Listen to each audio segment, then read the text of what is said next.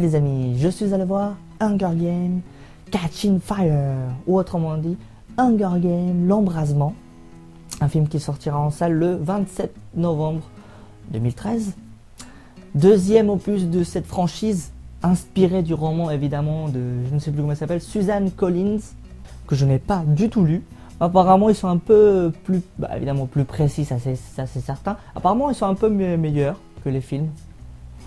Chacun ses goûts, moi personnellement les lire, pourquoi pas. Vu que j'aime bien quand même l'univers qui est développé autour de cette série, de cette saga. Mais ça risque pas d'être demain la veille. Hein. Enfin voilà, donc deuxième opus de cette trilogie, changement de réalisateur. Ce deuxième opus est réalisé par Francis Lawrence, alors que le premier était sous les mains de Gary Ross. Ça se voit, vraiment ça se voit à l'écran, on en reviendra un petit peu plus tard, ne vous inquiétez pas. Alors Francis Lawrence qui a réalisé des films comme Je suis une légende en 2007 ou De l'eau pour les éléphants en 2011, si je dis pas de bêtises, c'est vrai, 2010-2011, je crois que c'est en 2011.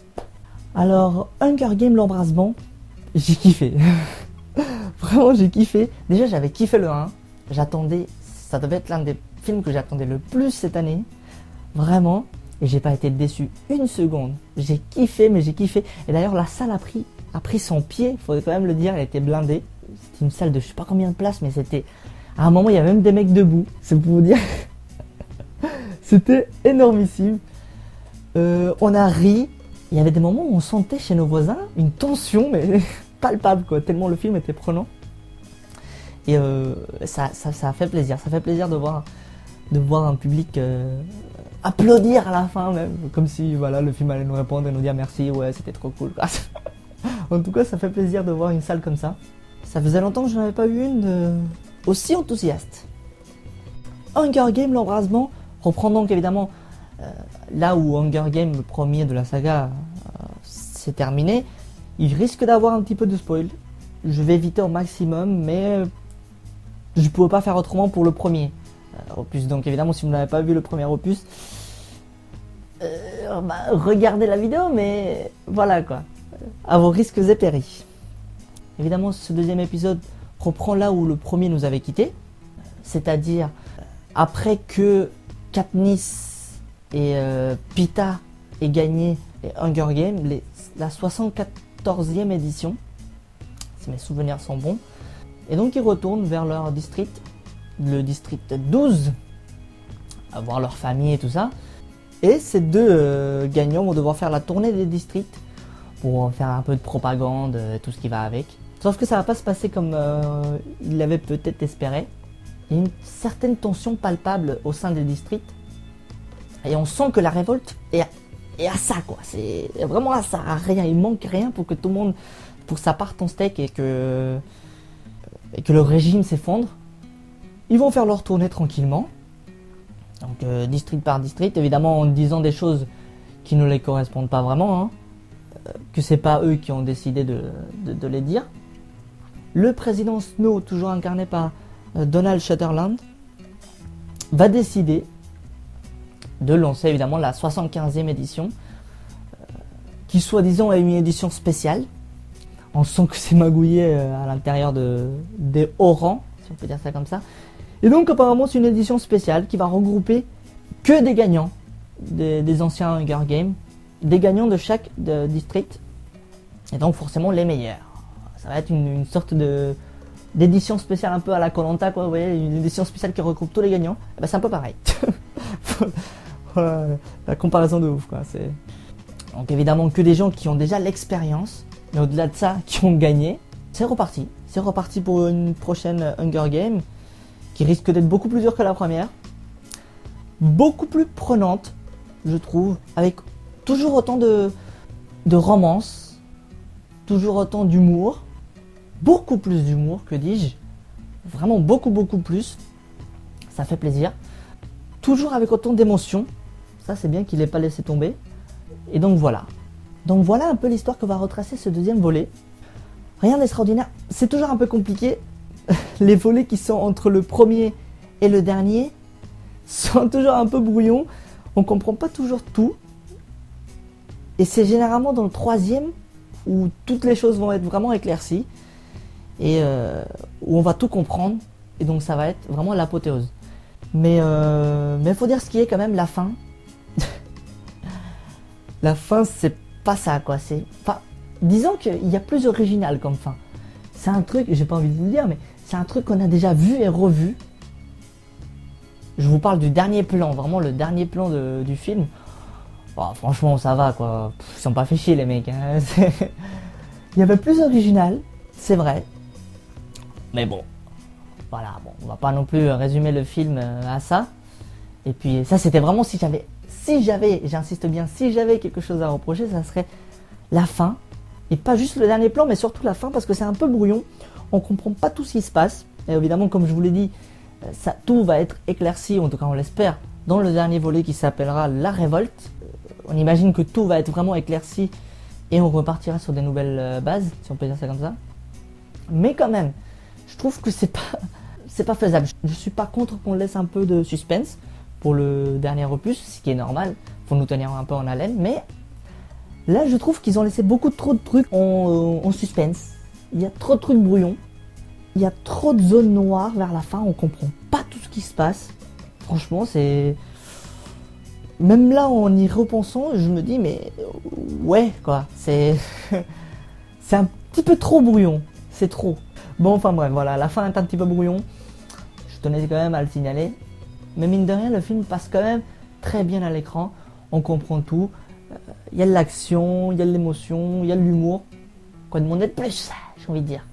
Qu'est-ce que je pourrais vous dire? Parce que c'est vrai que j'ai tellement kiffé ce film que je vois pas trop quoi vous dire de mal. Je vais essayer de relever quelques petits points que je trouve intéressants. Mais vraiment, en point négatif, je vois pas grand chose, voire presque rien. Faut savoir que le premier opus était filmé caméra à l'épaule. Évidemment, si vous avez suivi ma vidéo sur Richard Phillips, vous savez quels sont un petit peu les enjeux de cette façon de filmer. N'empêche qu'il y en a plusieurs des enjeux. Dans ce film, le but n'est pas d'être réaliste, quoique, vous me direz, vu que les Hunger Games, c'est quand même une sorte de télé-réalité. C'est un sport, on peut dire ça comme ça, vu qu'on choisit, mais c'est un petit peu une sorte de télé-réalité. Vous voyez, on va dans des districts, on choisit des gens. On les choisit pas parce qu'ils sont drôles ni quoi que ce soit, on les choisit par hasard. Mais on les met dans une sorte d'endroit clos où ils ne peuvent pas sortir. Ils font en gros qu'ils s'entretuent. Entre nous, c'est un peu ça la télé-réalité quand même. Hein. Donc oui, dans le 1, ils avaient vraiment joué cette carte à fond, c'est-à-dire la carte de télé-réalité. J'avais bien aimé ce petit côté, vraiment on avait beaucoup appuyé sur ce côté télé-réalité. On voyait très souvent des plans de différents districts qui regardaient la télé et qui regardaient les Hunger Games. Donc évidemment, la caméra à l'épaule dans le premier volet servait pour donner cette impression de télé-réalité. Donc cette impression qu'il y avait un caméraman avec eux et qui filmait tout ce qu'il pouvait, et qui filmait toute l'action. Donc il y avait ce petit côté télé-réalité qui était vraiment exploité, alors que dans ce deuxième opus, comme il n'y a pas de caméra à l'épaule, et que Francis Lawrence a décidé qu'il n'y en aurait pas, beaucoup avaient chipoté sur ce point de vue-là. Moi personnellement, ça ne m'avait pas vraiment gêné. Tant que c'est bien fait, je ne suis pas contre, je trouve que ça donne un style. Donc dans le 1, ça ne m'avait vraiment pas gêné. J'étais à fond dans l'histoire et à fond dans le truc.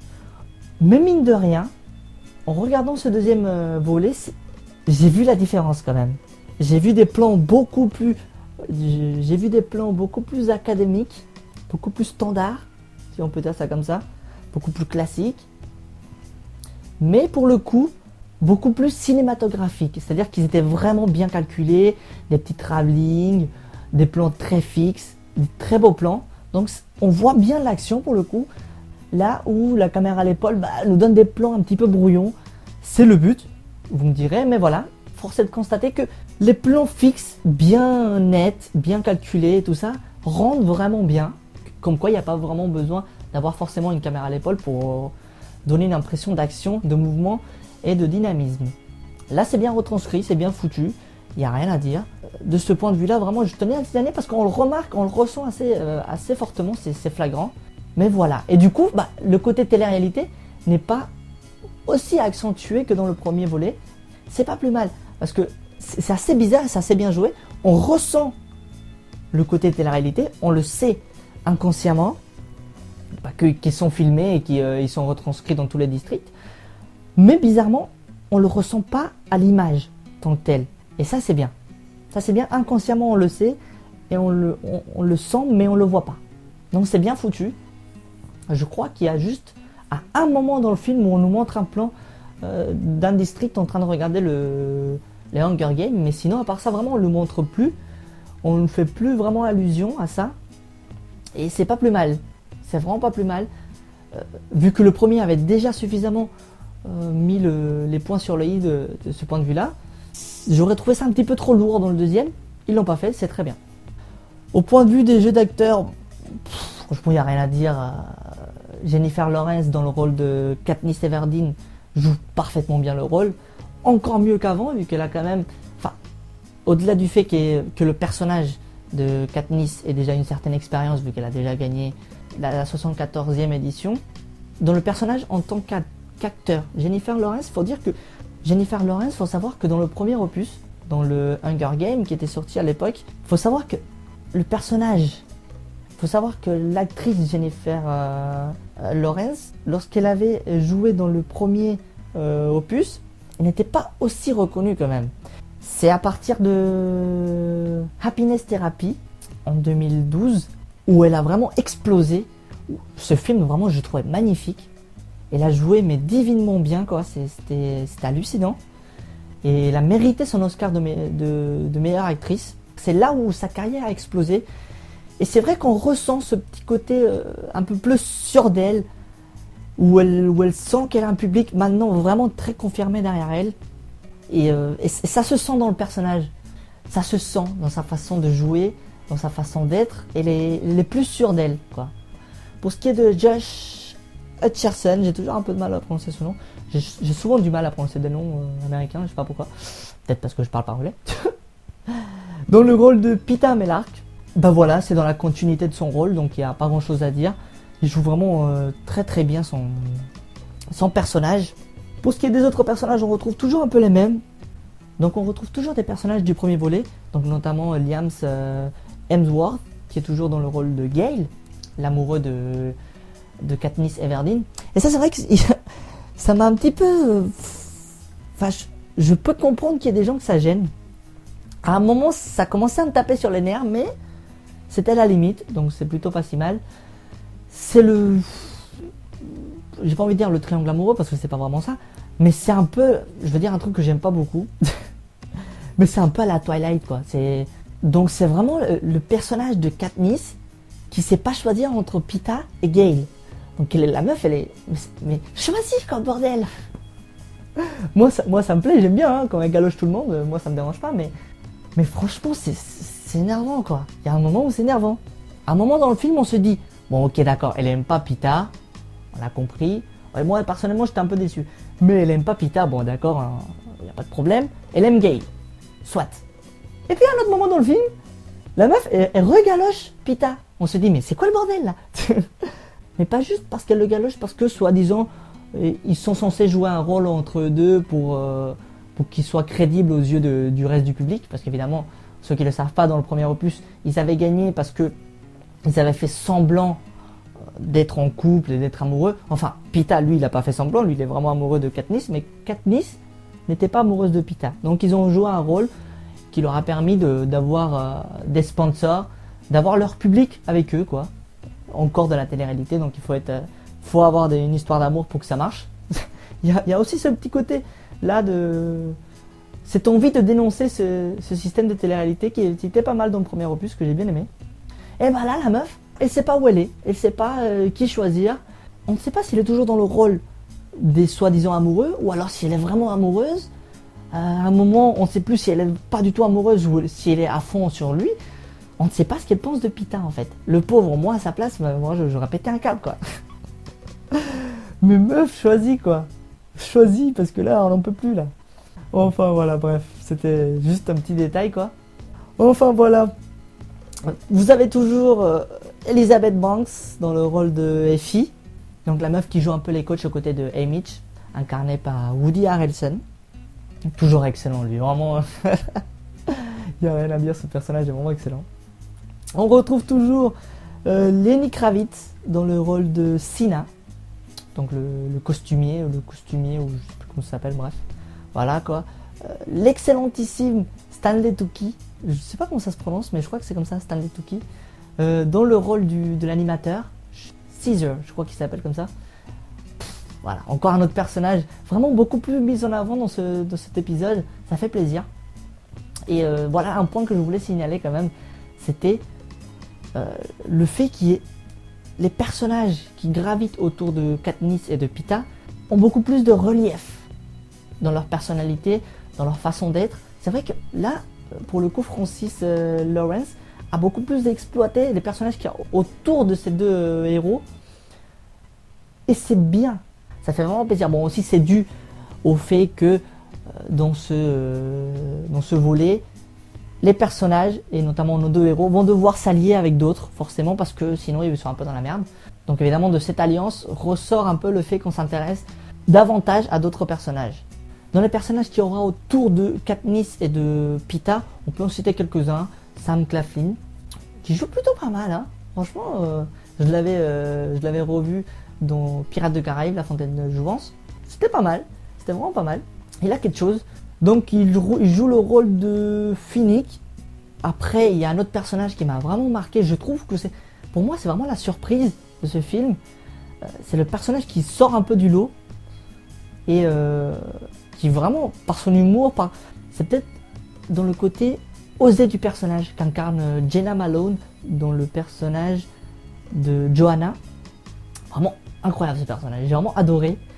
Déjà, cette actrice, je l'aime beaucoup, je trouve qu'elle a un charme, on va pas dire le contraire. Qu'est-ce que je pourrais dire d'autre? Les effets spéciaux, à la hauteur du premier, même si c'est pas le même studio qui les fait. Vraiment, c'est des effets spéciaux, voilà, tout à fait corrects, voire plus que corrects, sont vraiment très très bons, il n'y a rien à dire. Les musiques sont vraiment sublimes, les musiques qui sont composées par, je ne sais plus, James Newton Howard. Je crois pas qu'il ait composé des musiques pour le premier opus, mais peut-être que je me trompe, je ne sais plus. Mais en tout cas, elles sont vraiment sublimes.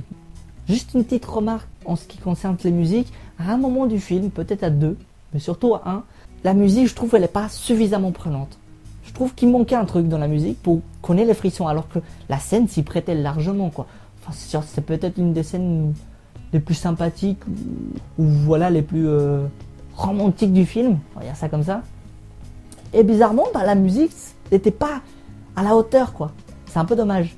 Mais en tout cas, les musiques sont vraiment juste énormes. La bande sonore, magnifique. Il n'y a pas grand-chose à dire là-dessus. Écoutez, voilà, le film est excellent. En tout cas, moi, j'ai beaucoup aimé. Je vous invite à aller le voir. Vous allez passer un très très bon moment. D'ici là, moi, je vous dis à la prochaine. Salut!